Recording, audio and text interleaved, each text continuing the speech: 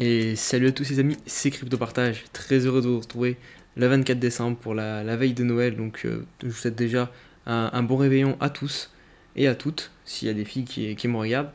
Donc malheureusement hier soir on a subi un crash sur les altcoins, notamment Link qui a pris très cher, XRP j'en parle même pas, regardez il est encore dans le rouge, il s'en est pas du tout remis. Donc il y a pas mal de dates qui sont bien remis aujourd'hui, notamment Litecoin, ETH qui est seulement à moins 2%. On va analyser tout ça avec l'analyse technique en deuxième partie de vidéo, vous avez l'habitude, et il y a beaucoup de choses à voir, ça va être très intéressant. Bitcoin, lui, est toujours dans son range tranquillement en 4 heures. Il ne bouge pas d'un poil, donc à voir quand est-ce qu'il va se décider à se réveiller. Allez, on passe tout de suite aux news. Pour tous ceux qui ne sont pas abonnés, n'hésitez pas à le faire, ça me soutiendrait énormément. Et liker la vidéo, ça sera mon petit cadeau de Noël. Allez, la seule news aujourd'hui, parce que évidemment j'ai mon réveillon moi aussi et j'ai pas le temps de faire une grosse vidéo, vous m'en excuserez, mais du coup c'est Elrond qui se lie un partenariat avec UOS pour développer des NFT. Donc ça peut être vraiment pas mal de projets que j'adore vraiment. Donc Ultra c'est pour une blockchain dans l'univers des jeux vidéo, donc comme Steam, une plateforme.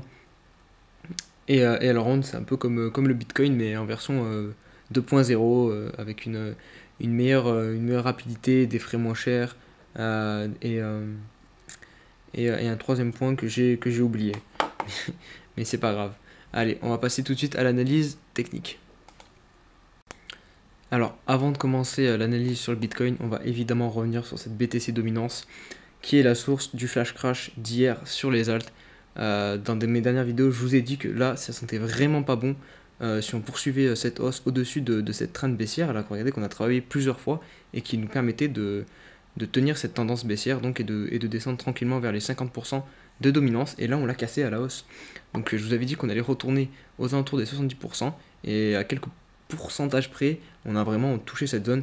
Et ce n'est pas fini, on va peut-être prendre une deuxième vague. Donc voilà, si vous cherchez la raison d'un point de vue analyse technique, elle est là, c'est la cassure de cette trend baissière qui a provoqué le flash crash sur pas mal d'alt. Après, pour savoir d'un point de vue fondamental pourquoi, pour quelles raisons il y a eu ce crash, ça j'aurais un peu plus de mal à le dire. Est-ce que c'est la faute à XRP qui du coup c'est à cause de son problème en justice a fait peur à pas mal d'investisseurs et ils se sont dit wow, ça peut arriver sur Ethereum, ça peut arriver sur Link. Du coup il y a eu une peur qui s'est engendrée dans tout le marché et qui a fait crasher les alts. Je sais pas, mais en tout cas d'un point de vue de l'analyse technique, ce que nous a fait ici la BTC dominance, c'est plutôt clair. Et du coup, on va venir chercher ces 70% de dominance pour le Bitcoin. On passe tout de suite à Bitcoin. Donc Bitcoin, ça va être très rapide, hein, je ne vais pas m'éterniser dessus. Vous connaissez le topo actuellement, hein. C'est plutôt clair. On est en 4 heures et regardez, le range, il tient toujours. On range vraiment parfaitement dedans. Donc pour l'instant, que dire de plus que si on clôture en dessous, on ira chercher les 20 000. Si on clôture au-dessus, on ira chercher plus haut. Donc voilà, là on tape le plus haut, on vient chercher le plus bas, on tape le plus haut, on vient chercher le plus bas. Et vraiment, on attend la cassure de ce range. Regardez, les bandes de plongée sont en train de se rapprocher. Et ce qui indique qu'il va y avoir un fort mouvement une fois que l'on va sortir du range. Parce que regardez, à chaque fois que les deux bornes du haut et du bas se rapprochent, derrière on a un gros mouvement. Donc voilà, là on est en train de compresser. Et pour ensuite prendre une nouvelle tendance, soit haussière, soit baissière. Donc voilà pour Bitcoin, il suffit d'attendre. Allez, on va passer à ce qui vous intéresse le plus, les altcoins. Notamment, allez, on commence par Elrond. Alors Elrond, j'espère que vous avez rechargé, hein. Hier, le flash crash qu'il y a eu, c'était clairement une opportunité en or pour recharger.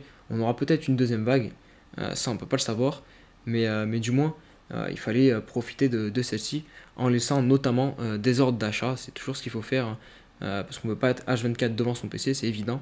Donc regardez, sur Elrond, on a cassé cette trend dont je vous parlais depuis un petit moment, en 4 heures, et on est venu chercher la zone des 20 $, des 21 $ dont je vous ai parlé, les 0.38 du retracement de Fibonacci sur ce dernier mouvement. Regardez, hein, je vais le refaire avec vous. Là j'ai pas pris le mouvement en entier, c'est pour ça que ça tombe pas pile poil. On va se mettre en daily, ça sera plus clair. Hop, prenant ce mouvement en entier, voilà, c'est les 0.38 qui ont été touchés pile poil. Donc j'espère que vous avez laissé traîner des ordres pour tous ceux qui voulaient entrer sur la ronde. Voilà, c'est un bon prix d'achat, environ 20 dollars. Et regardez, là on est déjà de retour à 25 dollars. Donc vous avez déjà pu encaisser du bénéfice.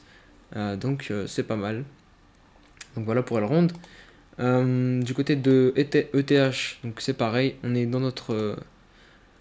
dans un canal haussier en daily qu'on travaille parfaitement. Là on revient sur la borne basse, donc ici c'est pareil, c'était un bon endroit pour payer du ETH. Personnellement j'ai rechargé un peu à 550, j'avais mon ordre d'achat qui traînait. Donc voilà, là on se retrouve à 586, on est toujours dans le canal haussier. Donc voilà, le crash qu'il y a eu hier c'est vraiment rien du tout, hein. Pour tous ceux qui sont là depuis un moment sur les cryptos, je pense que ça vous a pas fait grand chose.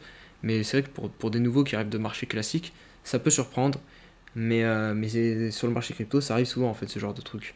Donc voilà, et puis surtout après quand vous prenez du recul, regardez là, au final on a quasiment ravalé ce qui s'est passé hier. Donc rien d'inquiétant, on est toujours dans une figure haussière, voilà, pas de soucis sur Ethereum. Attendez, je vais vous montrer quelque chose rapidement en 4 heures. Regardez, on a une trend en 4 heures qui tient depuis longtemps, même sur la prolonge ici, elle doit continuer. Donc là, on l'avait légèrement clôturé en dessous, on semble vouloir la récupérer, donc si on la récupère, c'est parfait, on peut repartir, on peut repartir dessus et recommencer à monter en 4 heures. Allez, on va enchaîner avec XRP, malheureusement le grand perdant de cette chute là à cause de ces problèmes en justice. Mais regardez, hier je vous disais que si jamais on cassait ici, ça sentirait vraiment pas bon, et que mais vraiment le dernier support pour XRP, c'était cette trend. Et regardez ce qu'on est en train de faire en weekly, on est pile poil dessus. Donc vraiment, si on arrive à clôturer dessus, personnellement, je vous dis la vérité, j'ai racheté un peu d'XRP ici. J'avais un ordre d'achat, c'est vraiment pas grand chose, hein, c'est 1% de mon portefeuille. Mais, ouais, ici pour moi, c'est un point d'achat parfait pour tenter, parce que bien qu'on le veuille, XRP c'est quand même la troisième crypto mondiale. Donc même s'il a des problèmes en justice, on sait jamais, ça fait plus de 10 ans qu'il est là. Donc vu le prix là où on l'achète, on n'a pas un gros risque de perdre grand chose. Par contre, on peut gagner énormément.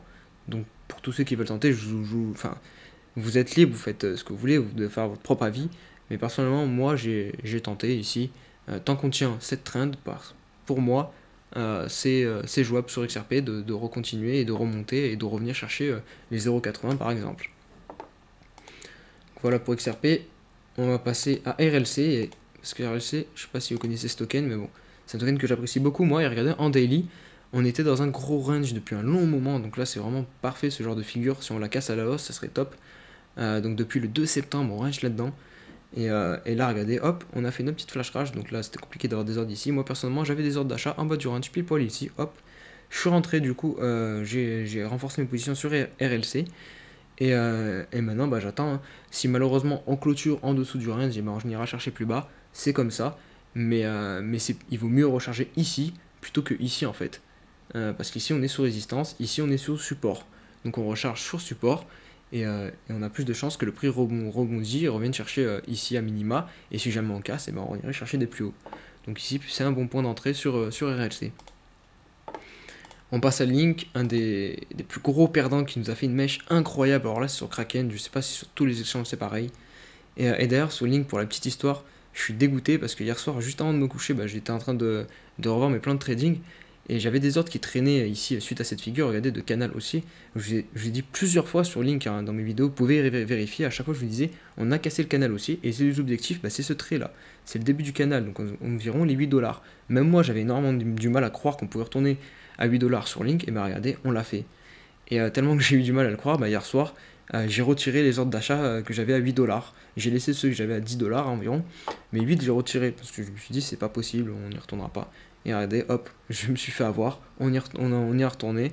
J'ai pas pu recharger du coup du Link à 8 dollars, tant pis. Mais j'ai rechargé un peu à 10 dollars. Et voilà, mais comme quoi il faut toujours penser au pire sur ce marché.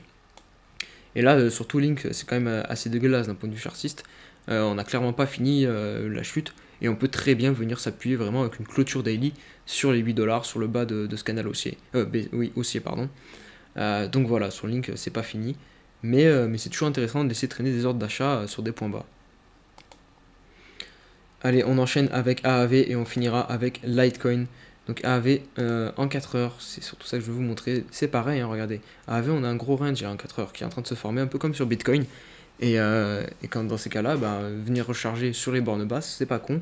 Et ce qu'on a fait du coup pendant le crash, on est juste venu faire une énorme mèche jusqu'à 62 $. Et puis on l'a ravalé totalement et on est venu clôturer au-dessus. Donc aucun problème en fait.